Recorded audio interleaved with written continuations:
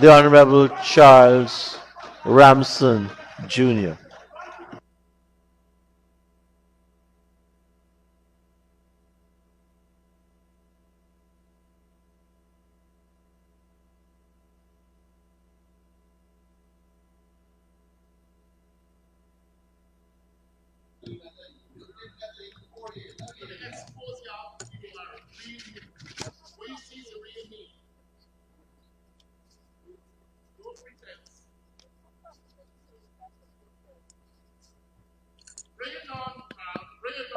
Thank you very much, Mr. Speaker.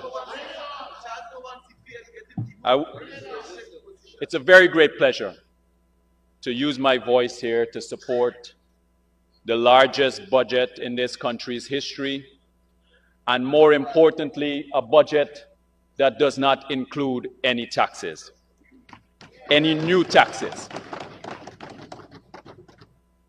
And I have to say, with this new measure of $100,000 for every new child, I was particularly interested in that. I think that particular measure will make Guyanese, let's say, a lot more productive. That's right. That's right. And I listened to the honorable member, and I like Ms. Nima Flew best. But with all of the caterwauling that just happened just a few minutes ago, one would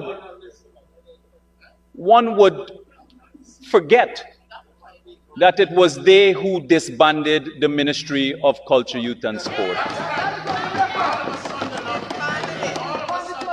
And I want to welcome all of the students who are here. All of the lofty ideals and the glowing words about young people, their first act when they came into power was to get rid of the Ministry of Culture, Youth and Sport. That's right. And I've been listening very carefully over the last few minutes. And I want to pause on this particular point too that she mentioned. She might be the only person in Guyana and probably in this world that extols the amazing beauty and location or locality of Durban Park. I was driving with someone, came to the country for the first time, and while I was showing him around, he had the opportunity to pass on home stretch. And when he saw Durban Park, you know what he said to me? He asked me, "Oh my gosh, was there a fire here?" That is an eyesore. That is an eyesore and an example of the record that they have for the APNU AFC government. And when I've heard all of what the members of the opposition have said over the last few days, and I hear the purported paragons of virtue and rectitude, I want to ask myself, I can't help but asking myself, are these the people who spent $1.4 billion on Durban Park and $600 million cannot be accounted for? Are these the people who sold a wharf that was valued at 8 billion Guyana dollars, a government wharf? They sold it for $100 million. Only collected $20 million and transferred the property, robbing Guyana of billions of dollars. Are these the same people who sourced a bottom house for drugs for $12.5 million a month in rent, costing Guyana $340 million? Are these the same people? Are these the same people who spent $1 billion on SARA, the State Asset Recovery Agency, and never recovered one asset? Are these the same people who spent $72 million on scales, sole sourced it to their political advisor from Jamaica, and the scales were never delivered? Are these the same people who transferred $90 million into their personal bank account? Personal bank account in 3 months. Are these the same people who gave themselves contracts in Video Mega? Are these the same people who passed the Liberalization for the Telecoms Act in 2016, but never brought it into force until the People's Progressive Party came to power in 2021? Are these the same people who gave themselves 50% salary increase and who have an affinity for bangles, bracelets, bed sheets, barber chairs, pig farms? Are these the same people who fired 7,000 sugar workers and 2,000 CSO workers? Are these the same people who transferred 200 acres of land to the chief elections officer, who is charged for rigging the election in 2020? Are these the same people who gave the returning officer for Region 4 his land the very next day after he applied for it? Are these the same people, these purported paragons of virtue and rectitude, are these people the same people who attempted to rig the 2020 election and that caused Mike Pompeo in the United States of America, in Washington, to say at his press briefing, he said at the press briefing that he was announcing visa restrictions on individuals responsible for or complicit in undermining democracy in Guyana. The Granger government must respect the results of democratic elections and step aside. Mike Pompeo, the Secretary of State for the United States of America. And the best that I've ever seen, and it happened in this very house in 2020, is when on the penultimate day of the recount and the ultimate day of the recount, right here in this very house, downstairs by the foyer, you had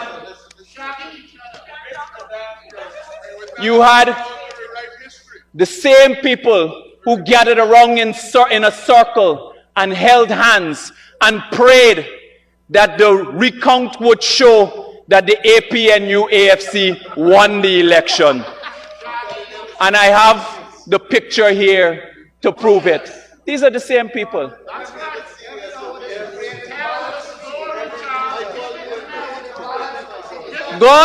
These people are delulu. God wouldn't help you to rig the election, and even 7 pawns, the spirits at 7 pawns, wouldn't help them either. And I want to deal with this friends, family, and favorites. It's friends and family. The 215,000 children who will be benefiting from their $50,000 per child, they and their parents are our friends and family. The 300,000 who will be receiving the $100,000 cash grant, and again this year, they are our friends and family. The 80,000 pensioners who moved their pension from $20,500 to $41,000, they are our friends and family. The 60,000 persons who gained jobs in the last 4 years, they are our friends and family. The 30,000 Guyanese who are studying free on the Gold Scholarship, they are our friends and family. The 15,000 pathway workers They are our friends and family. The 12,000 Guyanese who received their vocational training for free under BIT, they are our friends and family. The 41,000 who received subsidized house lots, highly subsidized house lots, $300,000 they're paying for a house lot that is worth $5 million government invested. They are our friends and family. The hundreds of thousands of people who will be benefiting from the roads, the bridges, the hospitals, the schools, the community grounds, all of them, they are our friends and family. The hundreds of thousands of people who are going to be using the Demerara Harbor Bridge, they are our friends and family. The sugar workers, the farmers, all of the miners, they are our friends and family. The tens of thousands of people who took out mortgages, $164 billion in mortgages in the last 4 years alone, they are our friends and family. The hundreds of thousands of people who now get access, they now get access to cheaper internet because we remove VAT and liberalize the economy. They are our friends and family. The 248 Amerindian villages that received the $10 billion from the world-class LCDS money from our sale of our work carbon credit. They are our friends and family. The 8,000 discipline services, members of the discipline services who had their 1 month tax-free salary restored that APNU took away from them. They are our friends and family. Mr. Speaker, I could keep going on. This is the one Guyana family that President Ali and the People's Progressive Party is building. And so when we say we will win the next election, it's based on those numbers. It's simple math. I know they have difficulties with math on that side. Simple math. And so when we hear about the criticism of this budget and this government, and without first listing the stellar achievements, it reminds me of the Yiddish saying, to a worm in horseradish, the world is horseradish. Don't stifle your conscience. Don't stifle your conscience. These policies, programs, and projects have benefited all Guyanese. And when I hear the honorable member, Mr. Black Belly Sheep, on the other side, honorable member Ganesh, when I hear him say, bring back Rohi and bring back Frank, it is not by a mistake that he's not saying bring back Ramjatan and bring back Norton and bring back Pagwali.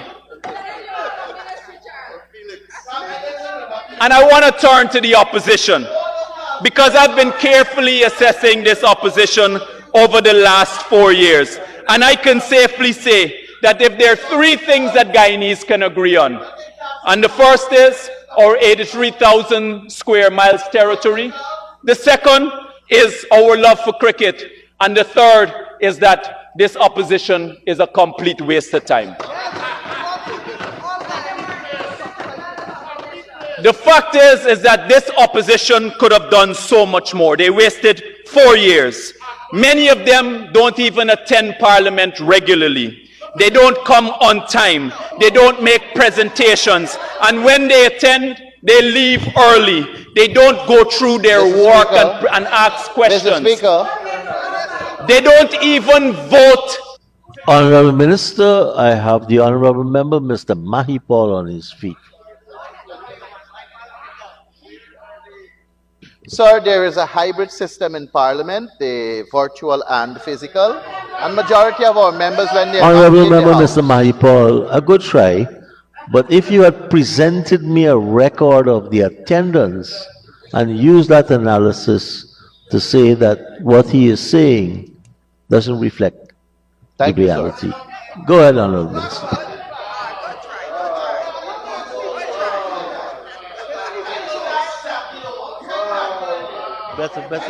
Many of them don't attend Parliament. Many of them don't come on time. Many of them, when they come, they have lunch and they leave early. They don't do their presentations. They don't prepare and ask questions.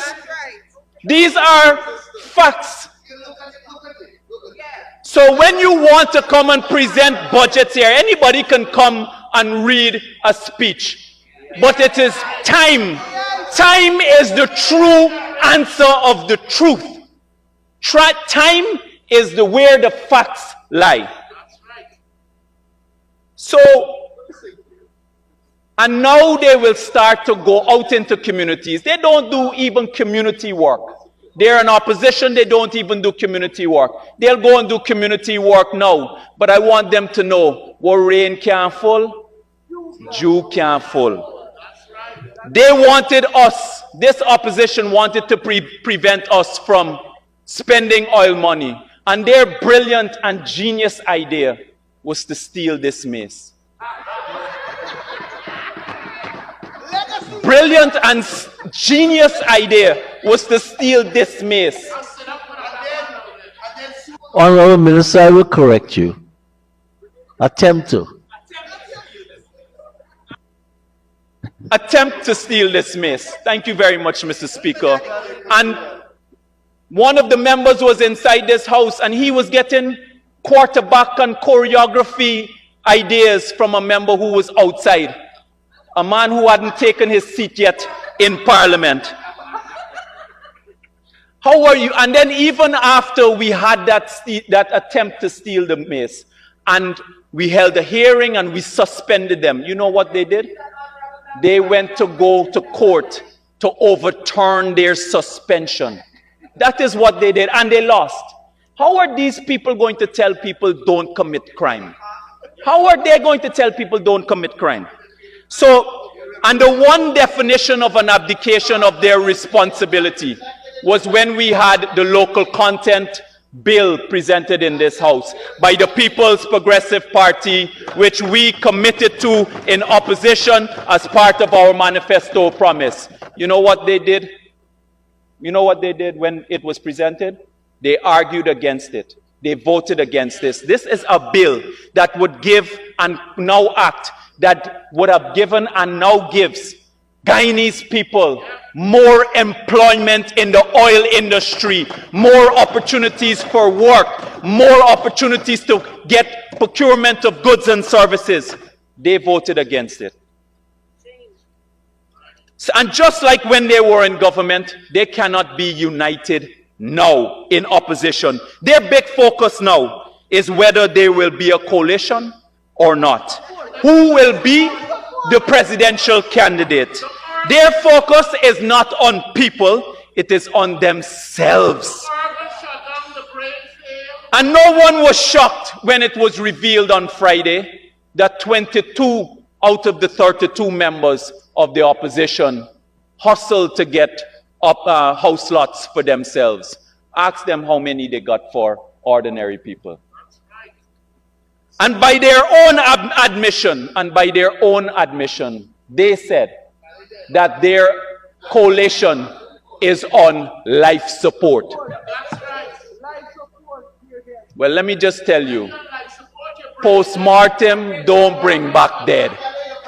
Post-mortem don't bring back dead. And I want to take a few minutes to speak about the oil economy. So in December, we started producing, in 2019, we started to produce oil. And yes, we have more oil reserves than any other country in the world, but what matters is production. We are currently producing 650,000 barrels a day. But in order to be in the big leagues, we're not even a top 25 producer. America currently produces 22 million barrels of oil. Russia produces 10 million barrels of oil per day. Saudi Arabia, 11 million barrels a day. We are at 650,000 barrels a day. We have to rapidly get up our production, so otherwise we are not in the big leagues. So what I want us to focus on too is our debt. When we hear members of the other side speak about our debt, and we've spoken ad nauseum about the ratios, our ratio being the lowest in this hemisphere. The first question that you have to ask, really, because I don't want to get into too much equations and analysis of that. This is how you should answer it. They wouldn't understand. Minister Frank is right. They wouldn't understand.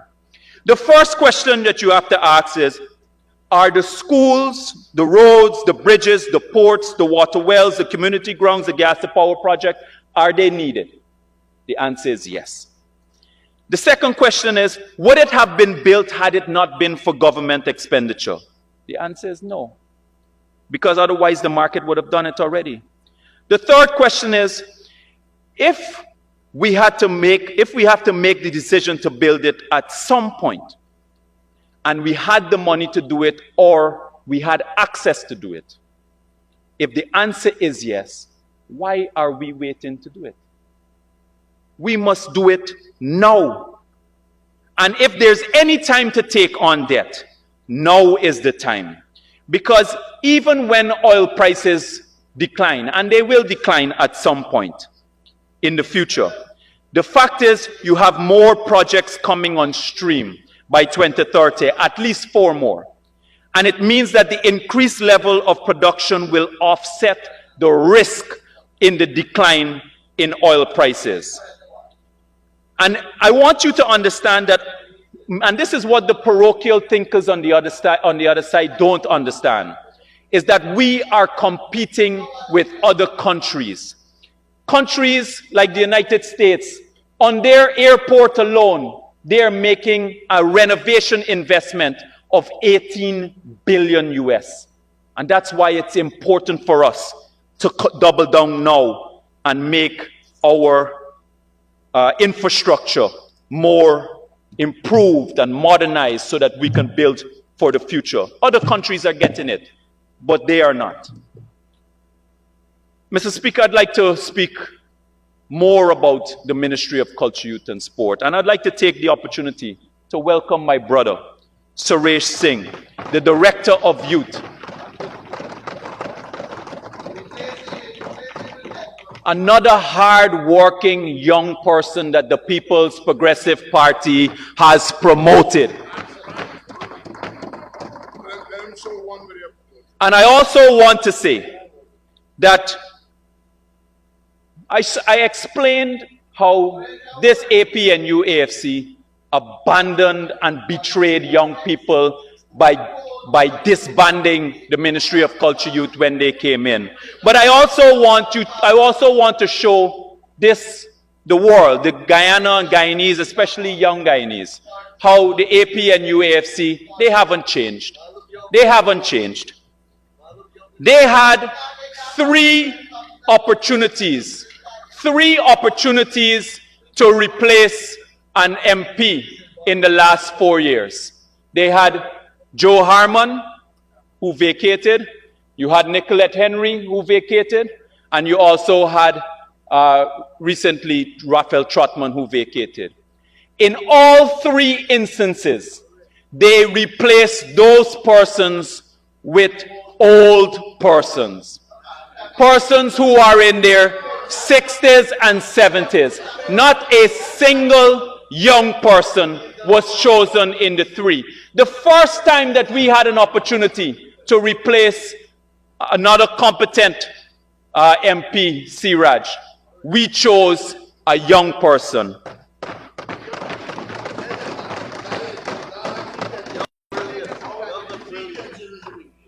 And I also want to say that it is no different as what happened in their internal elections. Both APNU and AFC, they had opportunities to elect young leaders too. And both of them didn't. They elected old leaders. The Ministry of Culture, Youth and Sport, Mr. Speaker, has been restored to its rightful space at the level of the cabinet, and it has been transformed in the last 4 years.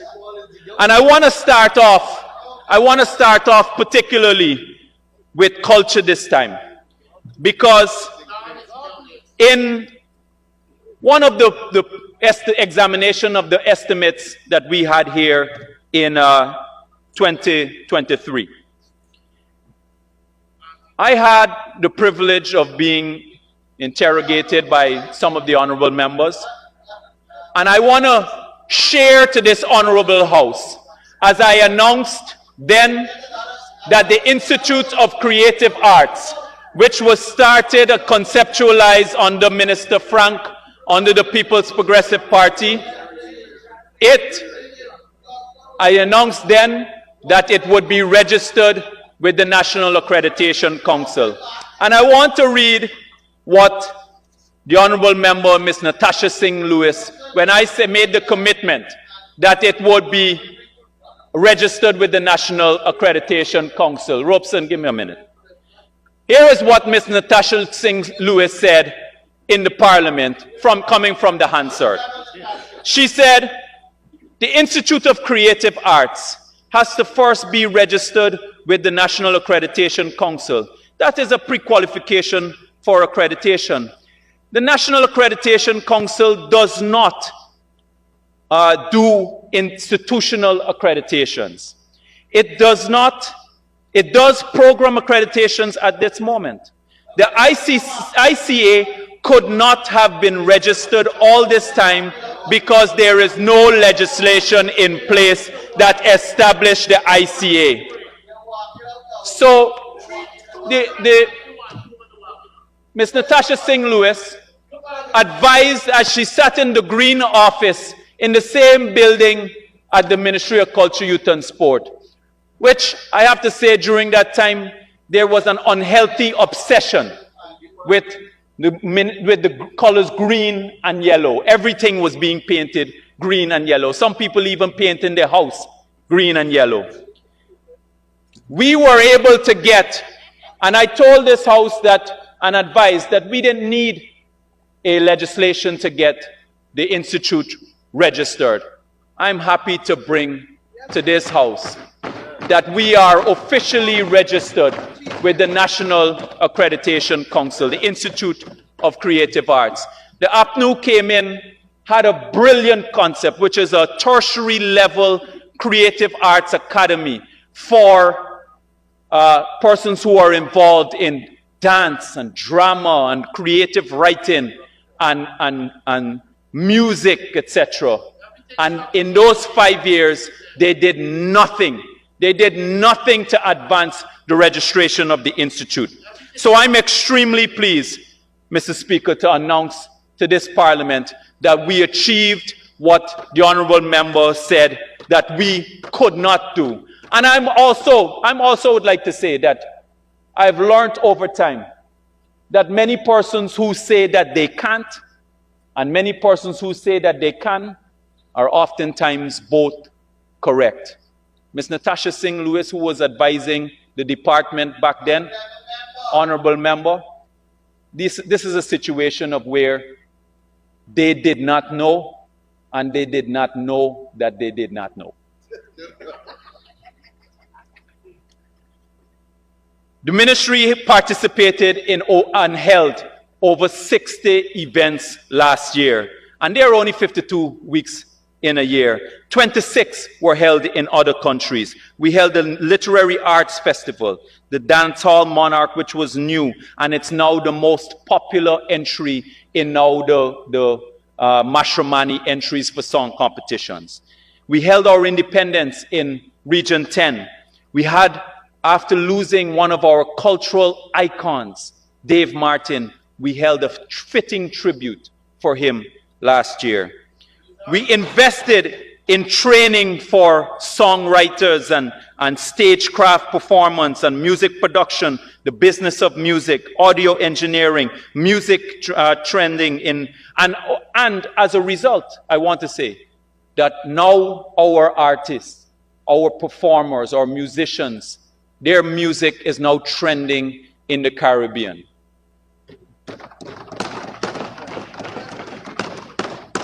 And our performers are making good money both in Guyana now and going overseas. They're being booked overseas and making money. And after APNU had killed the Guyana Prize for Literature, something that was so important for the literary arts. We introduced a Right to Stage program, WRIT, Right to Stage Theatre Arts Support Program. And this has been an immense success where we have already staged 6 theatre plays. We held and conducted workshops with Hollywood actors last year, Silvio Simac and Jacob Scipio. And this year we will be focusing on our film treaty with the UK. We completed the Cultural and Creative Industries online platform, which will be launched this year. Castellani House held 15 art exhibitions. Our youth culture camps, which was introduced by us. We trained 400 young people. 400 young people last night, and it's been over 1,000 since 2022 when it was introduced. And we completed the review and the draft of the legislation for the National Trust, which will be tabled this year. First time it was ever done. We did 37 meetings of hard work to get that accomplished. What did they do? Nothing. I want to turn to sport, Honorable Speaker. The Honorable Speaker. Before you turn to sport, I'll have to give you an extension. Mr. Speaker, I'd like to ask that the honourable member be given 5 minutes to continue. Thank you, Honorable Minister Teixeira. Honorable Minister Ramson, you may continue. Thank you very much, Mr. Speaker. In 2023, our athletes secured 167 medals in international and regional levels. And that then, in 2023, that then was the highest that we have ever accomplished in our country's history. I am happy to announce in 2024, Guyana secured 534 medals in international and regional championships. 300%. In 2023, Guyana we participated in 51 international and regional tournaments, spending millions of dollars, 51 international and regional tournaments. In 2024, that then was the highest. In 2023. In 2024, it was 102. 102, spending millions and millions of dollars every single time our athletes leave these shores. In 2023, Guyana held 15 international sporting events. 15. In 2024, it was 29, an increase of 93%, bringing millions and millions of US dollars into our economy. We introduced and held, we held, some of them included, the CPL, the Cricket World Cup. The Cricket World Cup successfully held and hosted right here in Guyana. We introduced for the first time the Global Super League that many of our neighbors are excited about but are also looking at us with an envious eye. We also had CONCACAF qualifiers, the Caribbean Cycling Championships, which hasn't been held since 2001. Since 2001, Minister Gale would have been the minister during that time. The Caribbean bodybuilding, it was held for the first time since 2004, when Minister Frank was minister then. Casa, squash, motor racing. Countries that refused or were unable to host we worked with those international organizations and local sports associations who have all supported this budget. We've worked with them to make these tournaments a success and make it beneficial to the country. And it shows the strong relationship and the benefit that we have with the Sports Commission and also the sports associations. And I also want to say it also shows the benefit of the National Sports Academy, which we introduced for the first time in 2022. And last year we had international coaches and athletes come to participate in our elite training program. Our athletes have now signed with major shoe deal companies for contracts for their promotion and are now being scouted. Some have already secured scholarships in the United States and other places in the world because of their athletic performance. And some of them are being scouted right now as we speak, touring many of the universities so that they can make their decision about which university to attend. And I also want to announce this year that we will be having a gold medal Olympic and world champion who will be doing one of our elite training programs with our athletes in this country. In the last 4 years, the governance of sports associations saw major changes in their leadership. And this is something that I'm extremely proud about, because this is for years we've been asking for the governance to improve, and the change of leadership has caused that. Mr. Speaker, I want to say this about our community grounds, because our members are speaking about community grounds. That when the APNU-AFC came to government, they cut expenditure on community grounds. Cut community expenditure on community grounds by 66%. In the 2011 to 2015 period, we used to spend $300 million a year on community grounds.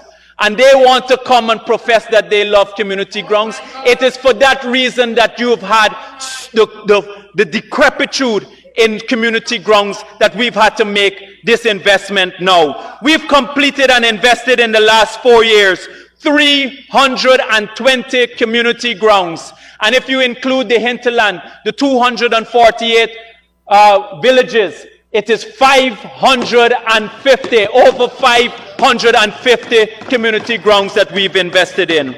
And this is something that I put my personal attention in, because I know how important it is to young people. Because if they don't have a safe space to play in and to pursue their talents, we will lose them forever. They get involved in drugs and gangs and stealing, and then they end up either in jail or 6 feet below. And that's one of the reasons that I've put my personal attention in. Mr. Speaker, I've walked those grounds. I've done over 1,000 consultations with communities, more than the whole of the APNU-AFC combined when they are in government and in opposition. I've done over 1,000. And I've walked through swamps and vegetations big like forests, and ended up with bites and went through snake-infested fields. And I did all of that just so that I can highlight the importance. And now we are investing over $2 billion in community grounds and lighting those. And I've seen how those communities have changed. Mr. Speaker, it has been... He was the snake. Mr. Speaker, it has been a marked, distinct transformation that has happened in the Ministry of Culture, Youth and Sport. And I would like to take the opportunity to thank His Excellency President Ali and the People's Progressive Party government, the Vice President Jagdeo, all of my members of the cabinet, and also the members of the Ministry of Finance. And finally, I leave the word of saying thank you for all of the support that we that I have personally have had, we have had from the members of the Ministry of Culture, Youth and Sport, the People's Progressive Party will win the next election. We will have a larger majority here in Parliament, and the APNU AFC will be resigned to opposition for the next 30 years, and you can mark my word on that. Thank you very much, Mr. Speaker.